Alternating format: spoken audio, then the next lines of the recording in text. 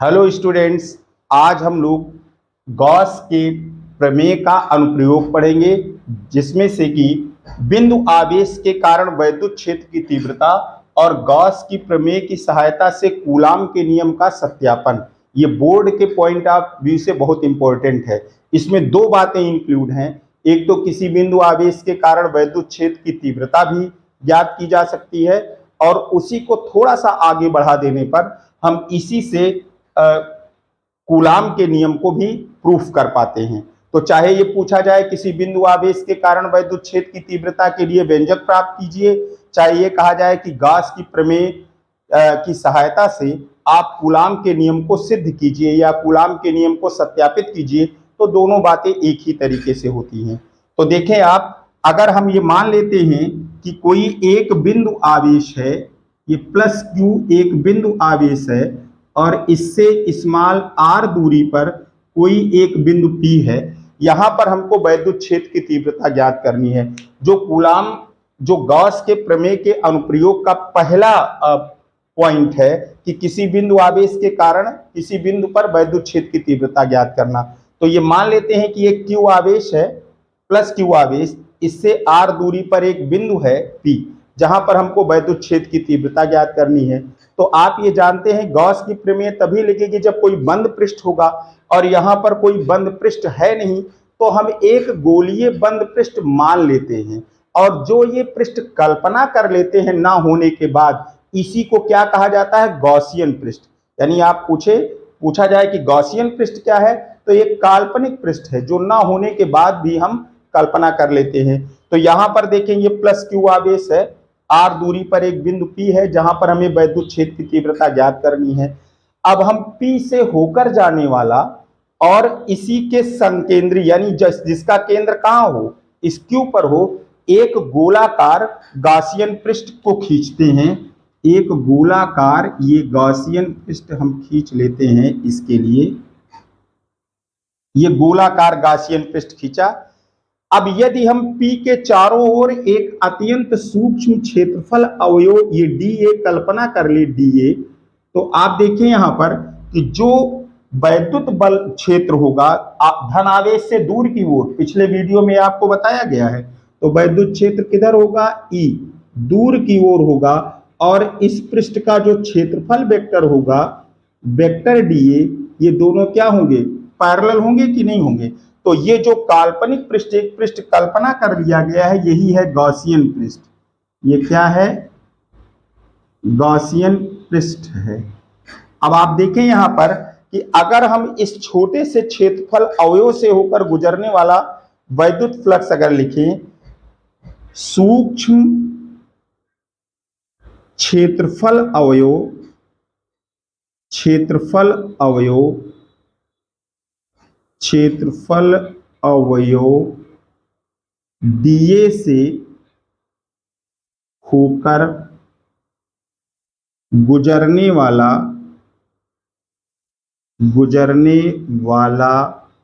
वैद्युत flux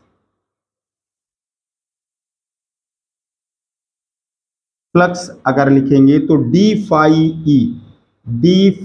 E is equals to होगा vector E dot vector DA.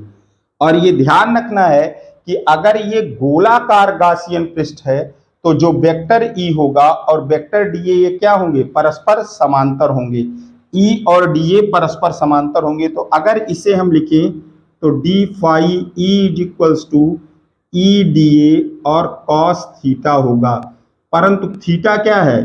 परंतु theta जो है ये 0 है, और cos 0 की वैल्यू 1 होती है, तो डी फाई ई हो जाएगा वेक्टर नहीं, ई और डीए हो जाएगा।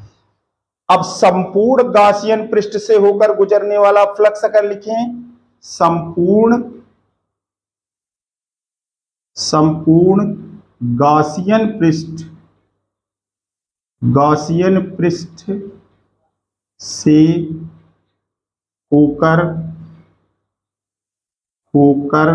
गुजरने वाला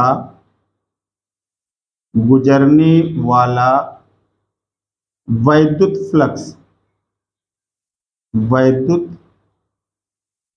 फ्लक्स अगर लिखेंगे तो phi E is equals to हो जाएगा close integral of D phi, तो ईडीए हो जाएगा, ईडीए ईडीए। अब ई देखिए, ये गोलाकार अगर है तो हर बिंदु की दूरी समान है, हर जगह पर जो वैद्युत क्षेत्र की तीव्रता होगी वो उतनी ही होगी। तो phi E is equals to हो जाएगा ई और क्लोज इंटीग्रल ऑफ डीए, और सम क्लोज इंटीग्रल यानी पूरे बंद पृष्ठ का क्षेत्रफल कितना है, तो ये अगर लिखेंगे तो phi E is equals to हो जाएगा ई इंटू 4 पाई और आर स्क्वायर हो जाएगा। अब गॉस की प्रमेय अगर लगाएं तो गॉस की प्रमेय से किसी बंद पृष्ठ से होकर गुजरने वाला वैद्युत फ्लक्स कितना होगा, उस पृष्ठ के भीतर बंद नेट आवेश का 1/ε0 गुना होगा, तो फाई ई कितना हो जाएगा, Q/ε0 होगा। गॉस की प्रमेय से अगर लिखें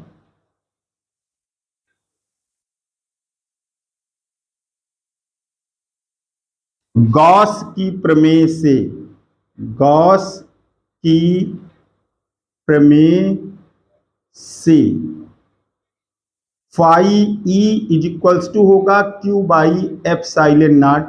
अब फाई ई की जगह पर अगर Q/ε0 रखते हैं तो ये हो जाएगा E into 4 pi R square, और E इज इक्वल्स टू, इसको इधर लाएंगे तो 1/4 पाई Q/r²। ये बात ध्यान रखना है कि पहले भी हम बिंदु आवेश के कारण वैद्युत क्षेत्र निकाल चुके हैं, जहां पर हमने कहा था कि किसी आवेश पर लगने वाला बल और उस आवेश के परिमाण का अनुपात वैद्युत क्षेत्र की तीव्रता होगी, तो वो भी इतना आया था। पर अगर गॉस की प्रमेय की मदद से हमको वैद्युत क्षेत्र की तीव्रता निकालनी है तो हमें उसके लिए एक गॉसियन पृष्ठ मानना पड़ेगा। तो अगर कहा जाए बिंदु आवेश के कारण वैद्युत क्षेत्र की तीव्रता, तो ये किसी बिंदु आवेश के कारण वैद्युत क्षेत्र की तीव्रता आ गई। अगर ये कहा जाए गॉस की प्रमेय की सहायता से कूलाम के नियम को सत्यापित कीजिए, तो ये वैद्युत क्षेत्र की तीव्रता इस पी बिंदु पर आ चुकी है। अब इसी को हम आगे थोड़ा सा बढ़ा देंगे तो दूसरी बात ये कूलाम के नियम की उत्पत्ति से कूलाम का नियम सिद्ध हो जाएगा। तो ये ध्यान रखना हमें कि अगर केवल पूछता है कि किसी बिंदु आवेश के कारण वैद्युत क्षेत्र की तीव्रता ज्ञात कीजिए, तो यहां पर यो प्रश्न का उत्तर खत्म हो जाएगा। लेकिन अगर इसी से हमें कूलाम के नियम को सत्यापित करना है तो थोड़ा सा इसे आगे बढ़ाना पड़ेगा। अब यदि बिंदु P पर कोई अन्य आवेश Q0 रखा हो, यदि बिंदु P पर कोई अन्य आवेश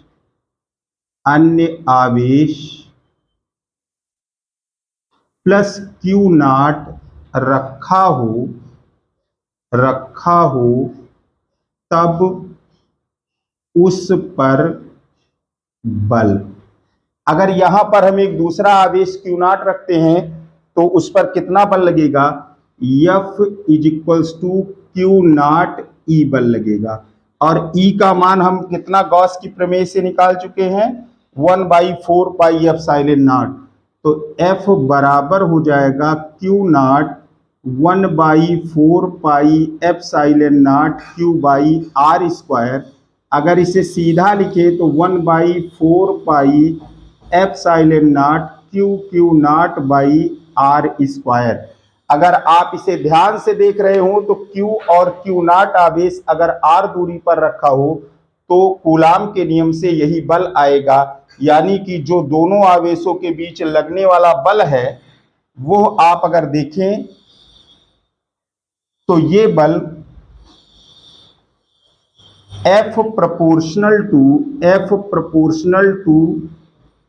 Q0 और F प्रोपोर्शनल टू 1/r², यानी दो बिंदु आवेशों के बीच लगने वाला बल दोनों आवेशों के परिमाणों के गुणनफल के समानुपाती और उनके बीच की दूरी के वर्ग के व्युत्क्रमानुपाती होता है। यही कूलाम का नियम है, कूलाम का नियम है। इस प्रकार जैसा कि आप जानते हैं कि जो कूलाम का नियम है वो कूलाम की विद्युता पर आधारित है, उसका कोई मैथमेटिकल प्रूफ नहीं था। पर गॉस थ्योरम की मदद से हम किसी बिंदु आवेश के कारण बल किसी बिंदु आवेश के कारण वैद्युत क्षेत्र की तीव्रता निकाल सकते हैं और वहां पर दूसरा आवेश रखकर उस पर बल निकाल सकते हैं, जो कि इतना आएगा। और ये आया या proportional to Q Q not या प्रोपोर्शनल टू 1/r², यानी दोनों आवेशों के गुणनफल के समानुपाती और उनके बीच की दूरी के वर्ग के व्युत्क्रमानुपाती होता है। यही कूलाम का नियम है। तो इस प्रकार हम गॉस की प्रमेय से कूलाम के नियम को सिद्ध कर सकते हैं। Thank you for watching the video.